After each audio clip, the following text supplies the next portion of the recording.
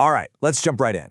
What if I told you that the single greatest asset for your career isn't what you know, but who you know? And even more than that, who you intentionally surround yourself with. Today, we're going to break down a really powerful concept that can turn your network into your ultimate unfair advantage. But first, let's talk about a problem. Have you ever felt like you've just hit a wall in your career? You know you're capable of more, but you're just not sure how to break through. Well, that's called the growth ceiling, and it's something almost every ambitious person runs into eventually. So why does this happen? Right, we're working our tails off, we're driven, but for some reason, the progress just stalls. A huge part of the answer, it turns out, lies in who we have in our corner when the stakes get really high. You know, the higher you climb, the more isolating it could get. It's a cliche for a reason. You're making these huge, high-stakes decisions that affect your team, your future, your family, but you're often doing it with limited and, frankly, biased input. Your own team is too close to be truly objective, and consultants, they offer frameworks, not necessarily shared in-the-trenches experience. And this isolation, well, it leads to blind spots. And those blind spots lead to mistakes that were probably avoidable. Okay, so if going it alone is the problem, what's the solution? This is where this really cool concept called peernovation comes into play. It's a totally different way of thinking about how we grow. So what exactly is peernovation? Well, it's the power of peers who intentionally, and that word is absolutely key, come together to help each other be their absolute best. Now, this isn't just about networking or some casual brainstorming session. It's a structured, disciplined approach to creating a collective force for performance, and you guessed it, innovation. I love this quote because it just nails the difference. See, a good group might challenge your ideas, poke a few holes in them.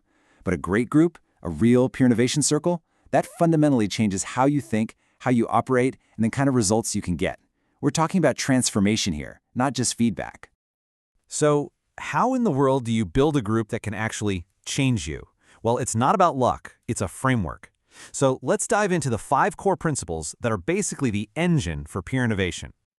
All right, here's the framework. It's built on 5 key pillars: getting the right people, creating psychological safety, having mutual accountability, building a supportive structure, and committing to continuous improvement.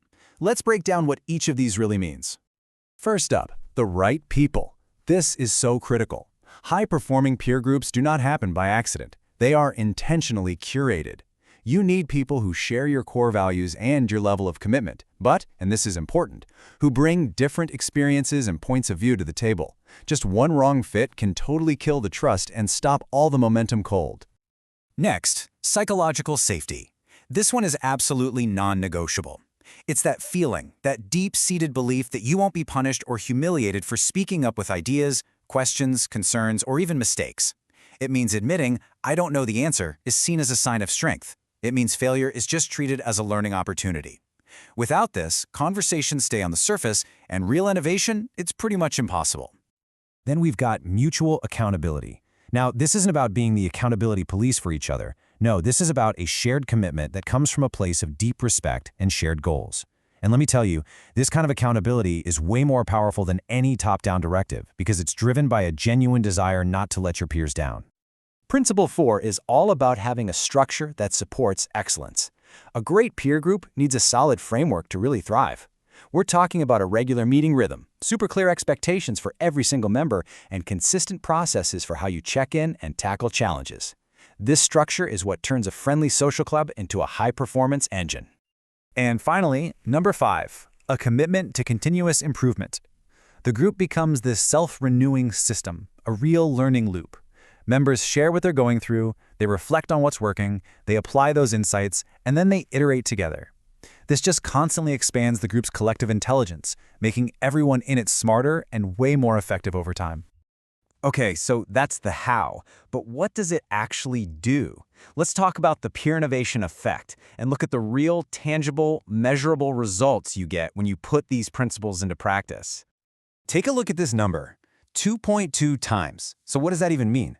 Well, research from the peer advisory organization Vistage found that their members, we're talking CEOs who actively use these kinds of peer groups, grow their companies 2.2 times faster than non-members. I mean, just think about that for a second. 2 identical companies start on the same day. 5 years later, the one led by a CEO in a peer group isn't just a little bigger, it's more than double the size. That's a staggering difference. And that speed, it doesn't come from cutting corners. It comes from making better, more well-rounded decisions, because you're pressure testing them with a trusted council of advisors. It comes from greater innovation, sparked by all these diverse perspectives you'd never find in your own little echo chamber. And that builds incredible resilience. The confidence to handle any storm because you know you're not navigating it alone. This is what really speeds up your progress towards your biggest goals. So let's bring this all home. I want you to think of this not just as a business strategy, but as a personal one. This is about consciously designing the environment that's going to pull you forward.